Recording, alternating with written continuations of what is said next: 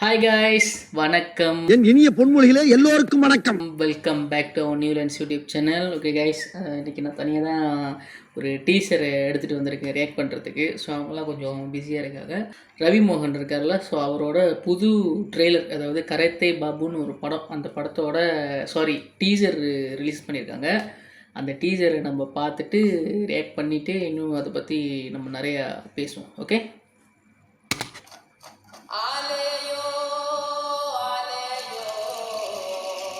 ஊழல்வாதிங்க ஒன்னா சேர்ந்து மைனாரிட்டியை மெஜாரிட்டி ஆக்குனது எங்க தலைவர் இல்ல, மறைஞ்ச உங்க தலைவர் தான். தப்புங்க, இது ரொம்ப தப்புங்க. தலைவரை நீங்க தப்பா பேசுறீங்களா?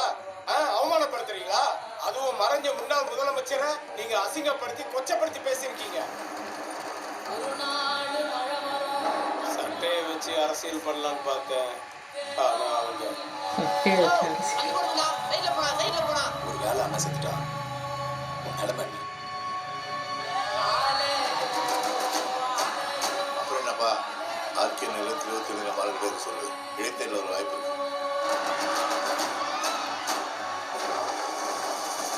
ஒரு பாவை பத்தி தெரியுமா? பாபு ஹீரோட எனக்கு தெரியும். விஷயம் செம்மையாக இருக்குது.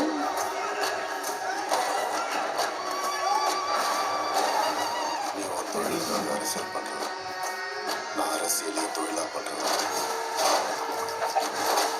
நெஞ்செல்லாம் தாக்கியிருக்காரு போல. அந்த தொகுதியில ஒரு மண்டு பொம்மை நிக்க வச்சா கூட அவங்க எடுத்து தாக்கி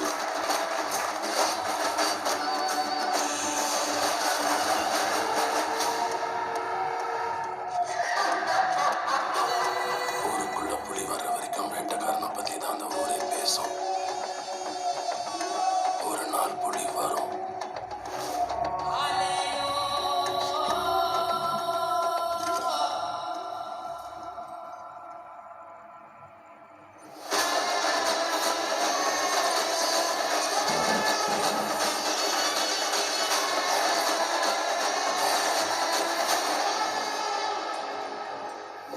சாம்சியஸ் மியூசிக்கு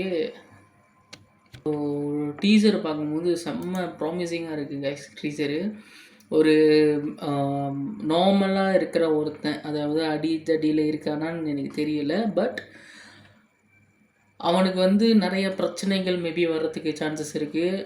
அந்த பிரச்சனைனால இவ்வளோ குடைச்சல் கொடுக்குறாங்களே, சரி நம்ம ஒரு போய் இடத்துல உட்காருவோம் அப்படின்ற மாதிரியான ஒரு கதையாக இருக்கும் அப்படின்னு நான் நினைக்கிறேன். அப்படி இல்லைன்னா இந்த இந்த படத்தில், கோமாளி படத்தில் நம்ம கேஎஸ் ரவிக்குமார் இருக்கார்ல, அவரோட அந்த பேக் ஸ்டோரி ஒன்று இருக்கும். நான் என்னெல்லாம் பண்ணிவிட்டு இங்கே வந்துருங்க தெரியுமாடா, லைக் அந்த பொலிட்டிக்ஸ்க்காகவே ஆசைப்பட்டு இந்த கீழே இருக்கும் போதே இந்த கொலை பண்ணுறது அது இதுன்னு சொல்லி சம்திங்லாம் சில விஷயம்லாம் அந்த படத்தில் கேஎஸ் ரவிக்குமார் சார் பண்ணியிருந்தார்ல. ஸோ மேபி அந்த மாதிரி இதெல்லாம் பண்ணி நான் ஒரு இடத்துக்கு வரணும், இல்லை நான் ஒரு இடத்துக்கு வர்றதுக்காக இதெல்லாம் நான் பண்ணணும் அப்படின்னு சொல்லி இதெல்லாம் பண்ணுறாங்களா என்னன்னு தெரியல. ரெண்டு விஷயம் இருக்குது. ஒன்று, இவர் இந்த பாலிடிக்ஸ்க்காக இவர் வந்து இந்த கத்தியை கையில் எடுத்துருக்கலாம், இல்லை அப்படின்னா அவர் அந்த கத்தியை எடுக்கிறதுக்கு தூண்டி இருக்கலாம் யாராச்சும். ஸோ தெரியல என்ன இதுன்னு சொல்லி. இன்னொன்று, கேஎஸ் ரவிக்குமார் சார் அப்புறம் ஜெயம் ரவியோட பெர்ஃபார்மன்ஸ் வந்து வேறு லெவலில் இருக்குது. ஏன்னா இது நான் நினைக்கிறேன் மேபி ஒரு ஸ்டோரி ஓரியன்ட் ஃபிலமாக இருக்கும், அதாவது ஹீரோக்கான ஃபிலமாக இல்லாமல் கதைக்கான படமாக இருக்கும்னு நான் நம்புகிறேன். ஏன்னா ஜெயம் ரவி சாரோட படம் பார்த்திங்கன்னா, இப்போ பராசக்தி வந்து அது படம் வந்து மிக்சட் ரிவ்யூஸில் போனதுக்கு பல காரணம் இருக்கலாம். ஸோ ஆனால் எனக்கு அந்த படம் பிடிச்சிருந்துச்சு. குறிப்பிட்டு சொல்லணுன்னா ஜெயம் ரவி ரவி மோகன் சாரோட பெர்ஃபார்மன்ஸ் வந்து உண்மையிலே எப்பிக்காக இருந்துச்சு. ஒரு கட்டத்திலலாம் இந்த ஆளை பிடிச்சி நம்மளே கொண்டுடலாமா அப்படின்ற அளவுக்குலாம் அவரோட பெர்ஃபார்மன்ஸு கொண்டு போயிருந்தார்.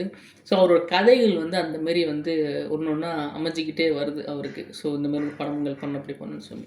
இன்னொரு டைரக்டர் வந்து சும்மா கிடையாது. நம்ம இதுக்கு முன்னாடி டாடா படம் எடுத்த கவினை வச்சு டாடா படம் பண்ண டைரக்டரு. அவர் வந்து லைக் அந்த டாடா படமே வந்து என்னோடய மோஸ்ட் ஃபேவரட் மூவி.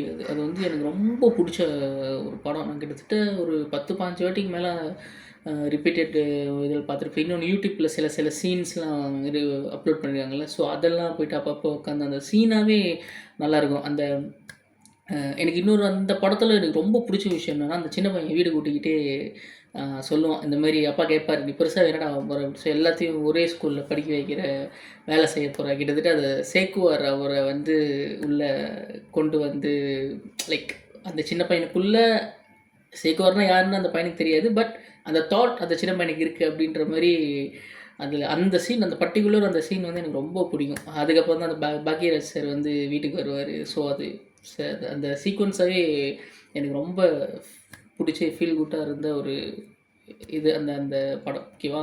ஸோ இதில் வந்து அந்த மாதிரி ஏன்னா டாடா படத்துலையுமே பார்த்தீங்கன்னா சீனாக வந்து நம்மளுக்கு ரசிக்கிறதுக்கு நிறையா இருக்கும். இப்போது அவர் வந்து லைக் காலேஜ் போர்ஷனில் ஒரு சீன் ஒன்று நடக்கும்ல, ஸோ அதை நம்ம தனியாக உட்காந்து பார்த்து கூட நம்ம இது பண்ணலாம்.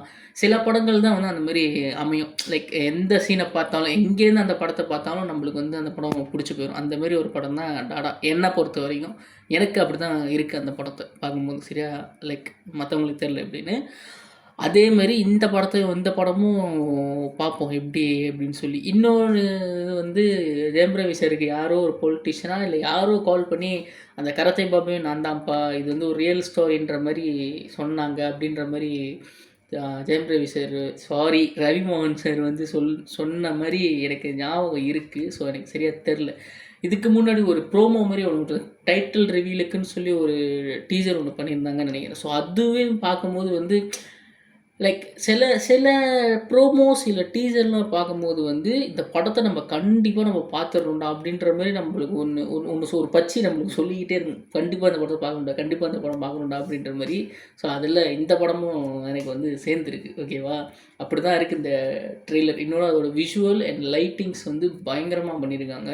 இந்த படம் வந்து எப்படி இருக்க போகுது, நம்மளுக்கு என்னவா கடத்த போகிறாங்க, பொலிட்டிக்கல் செட்டையராக இருக்கும்னு நான் நினைக்கிறேன். ஆனால் தெரியல, பார்ப்போம். இந்த படம் நம்ம சக்தி திருமகன் அந்த பேட்டர்னில் வர்ற ஒரு படம் மாதிரி எனக்கு தோணுது. ஆனால் அதில் வந்து ஹீரோ வந்து ரொம்ப நல்லவராக இருப்பார், எல்லாத்துக்கும் உதவி செய்ய. ஐ மீன் பொலிட்டிக்ஸில் அந்த காசெல்லாம் இவர் கொள்ளடிச்சு இவர் மக்களுக்கு கொடுக்குற மாதிரி அந்த படம் எடுத்திருப்பாங்க.